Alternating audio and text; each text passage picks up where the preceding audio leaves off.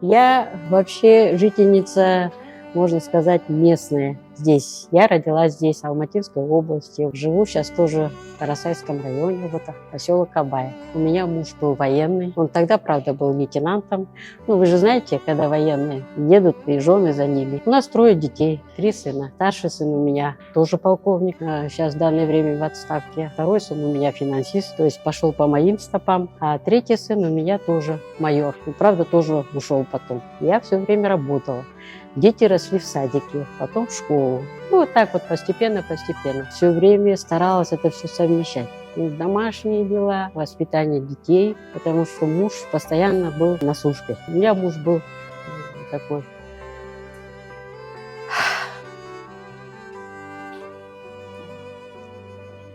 прекрасный души человек. Ну вот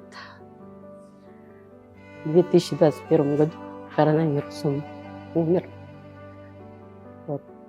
И это для меня было такой кризис, удар. Вот. Я находилась где-то год, наверное, в таком состоянии. Вот. Потом вот, значит, мне вот посоветовали, что вот открылся такой центр. И я вот пришла в этот центр, и действительно это получилось как бы отдушина.